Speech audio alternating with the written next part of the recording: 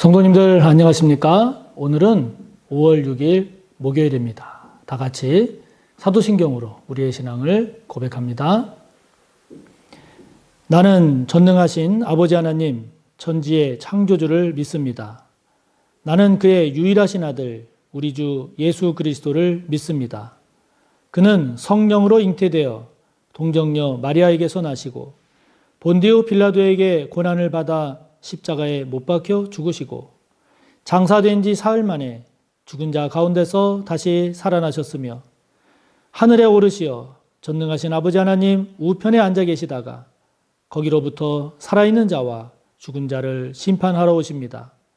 나는 성령을 믿으며 거룩한 공교회와 성도의 교제와 죄를 용서받는 것과 몸의 부활과 영생을 믿습니다. 아멘. 오늘 함께 나눌 말씀은 역대하 16장 1절에서 마지막 14절까지입니다.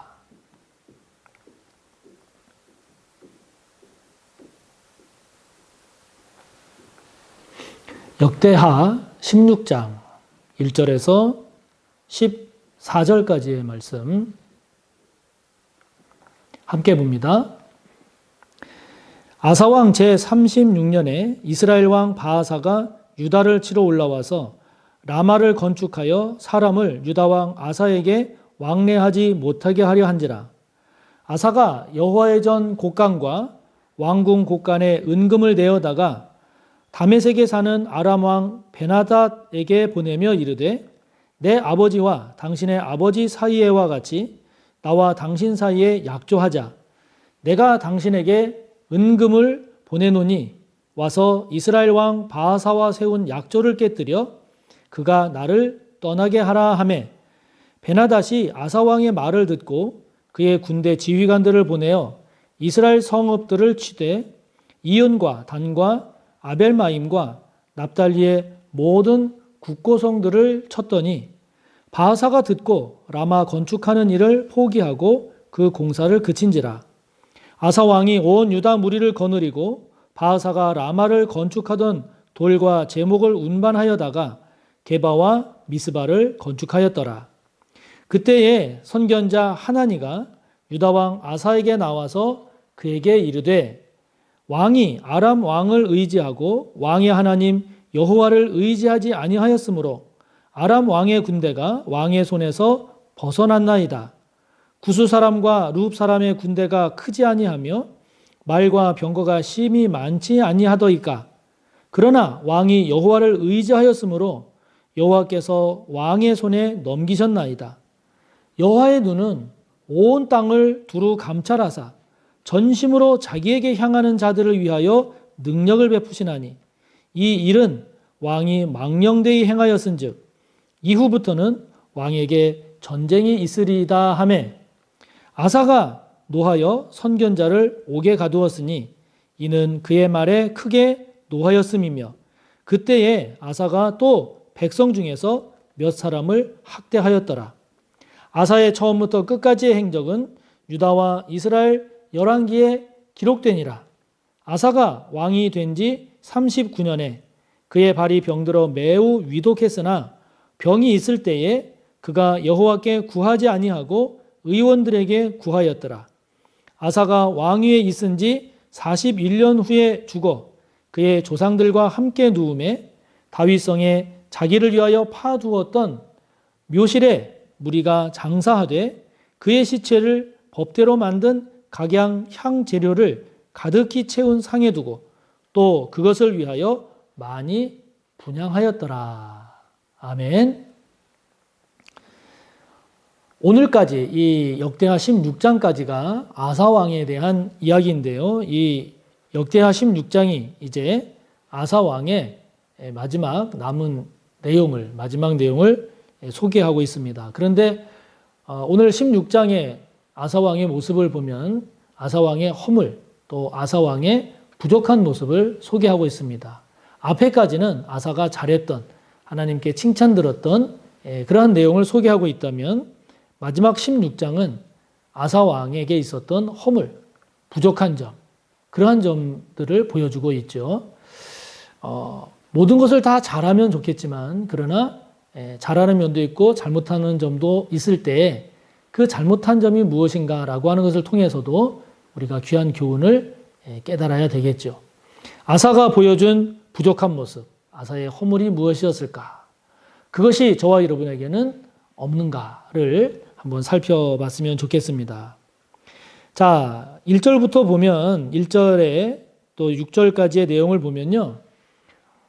북이스라엘의 바하사 왕이 남유다를 쳐들어왔습니다. 남유다를 침공해 왔죠. 그래서 지금 남유다의 아사 왕이 북이스라엘의 바사 왕으로부터 침략을 받으니까 이 국가적으로 지금 위기 상황이 된 거죠. 위기 상황이 된 겁니다.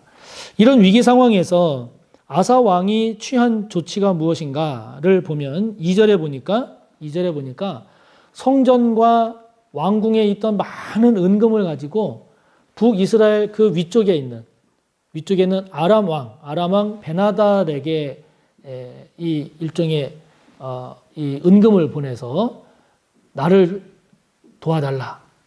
이렇게 도움을 요청한 거죠. 좀 더 그 자세한 내용을 보면 3절에 보면 지금 남유다와 북이스라엘 그리고 그 위에 있는 아람 이 세 나라의 관계를 우리가 살펴볼 수 있는데요. 지금 바하사가 남유다 아사를 침략했을 때 그때는 바하사가 북이스라엘과 아람이 서로 동맹 관계를 맺고 있는 것으로 보이죠. 맺고 있는 것으로 보입니다. 그러니까 이 아사 왕이 이제 꾀를 낸 거죠. 꾀를 내서 그 아람 왕에게 많은 은금을 보내면서 말하기를 나를 도와라. 나를 돕기 위해서 지금 당신이 북이스라엘과 동맹을 맺고 있는 그 동맹 관계를 깨뜨리고 그를 깨고 나를 도와라. 나를 도와서 이 바하사를 쳐라. 이렇게 이제 도움을 요청한 겁니다.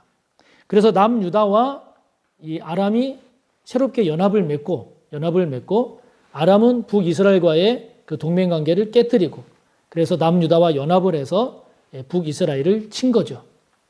여러분 이것을 보면 어떻게 보면 굉장히 외교적으로 잘한 일일 수 있습니다. 자기 혼자의 힘으로가 아니라 북쪽에 있는 아람이라고 하는 나라를 이용을 해서 그 북이스라엘과 아람과의 그 동맹 관계를 깨고 남유다와 연합 관계를 형성해서 북이스라엘의 침략을 막았으니까요. 어떻게 보면 외교적으로 보면 뛰어난 외교 정책의 결과일 수도 있는데요. 그런데 여러분 이 과정에 잘 보면 한 가지 빠진 게 있죠. 빠진 게 있습니다. 뭐가 빠졌습니까? 그렇습니다. 하나님을 찾지 않았습니다.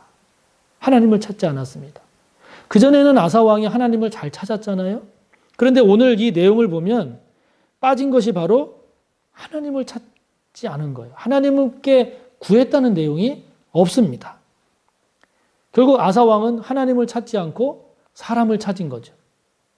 하나님을 구하지 않고 세상적인 걸 구했다는 그러한 결과가 됩니다. 그러므로 여러분, 저와 여러분도 살아가다 보면 위기를 만날 때가 있잖아요. 문제를 만날 때가 있지 않습니까? 힘겨운 상황을 만날 때가 있지 않습니까? 그럴 때 저와 여러분은 무엇을 더 찾고 있는가를 잘 살펴보기 바랍니다. 문제가 생겼을 때 하나님을 잘 찾고 있나요? 아니면 그 문제를 당장 해결해 줄 수 있는 사람을 찾고 있나요? 사람을 찾지 말고 세상을 구하지 말라는 게 아니지 않습니까? 우리가 사람도 찾고 세상도 다 활용해야 되지만 그러나 그 중심이 더 우리가 힘을 기울여야 할 것이 하나님을 찾는 거죠. 하나님께 구하는 거죠. 하나님의 도움을 구하는 거죠. 아사는 그거를 빼먹었습니다. 저와 여러분 위기를 만났을 때 더 하나님을 찾읍시다. 문제를 만났을 때 더 하나님께 구할 줄 아는 저와 여러분이 꼭 되시기를 바랍니다. 이렇게 되니까 선견자 하나니가 아사왕을 책망합니다. 아사왕을 책망합니다. 무엇을 책망합니까? 바로 그 점을 책망하는 겁니다. 왜 그전에는 하나님을 잘 의지하고 하나님을 잘 찾았는데 왜 이제는 하나님을 찾지 않습니까? 왜 하나님을 의지하지 않습니까? 그렇게 아사 왕을 책망을 하면서 그것이 단순히 잘못됐다는 것을 넘어서 하나님께 구하고 하나님을 찾지 않음으로 인해서 받을 수 있는 더 큰 복을 놓쳤다는 겁니다. 그것이 무엇인가 하니 하나님을 찾고 하나님께 구했으면 아람 나라까지도 지배하고 다스릴 수 있는 그런 기회가 주어질 수 있었는데 그 기회를 놓쳤다는 거죠. 오히려 이제는 아람에게 굽실거리고 아람의 눈치를 보는 그러한 처지가 되어버린 거죠. 그것을 선견자 하나니가 지적하고 있습니다. 그러면서 8절에 보면 아사 왕이 그 전에 예전에 그 구스와 그리고 룹 그 앞에서는 이제 구스 사람 세라가 100만 대군을 가지고 쳐들어왔던 그 역대하 14장 9절부터 15절의 내용을 소개하면서 그렇게 100만 대군이 쳐들어왔을 때도 하나님께 구하고 찾음으로써 승리하지 않았습니까? 라고 하는 것을 회상시킵니다. 이 하나냐라는 선견자가 말이죠. 그래서 그러한 이 하나니 선견자의 이러한 책망을 아사 왕이 듣고 그랬구나. 내가 그전에는 하나님을 잘 찾았지만 요즘 내가 하나님을 찾지 않고 있었구나. 이렇게 깨닫고 돌이켰어야 되는데 그렇게 하지 않습니다. 10절에 보니까 그렇게 자신을 책망하는 선견자 하나니를 옥에 가둬버립니다. 옥에 가둬버립니다. 그리고 10절의 뒤쪽을 보니까 이 아사 왕이 백성을 학대하기도 한 거죠. 자, 이런 아사의 모습을 보면 무엇인가 잘 되고 형통하고 예전에 신앙생활 잘했던 그것이 끝까지 마지막까지 잘 가야 되는데 그렇지 않은 아사 왕의 모습을 봅니다.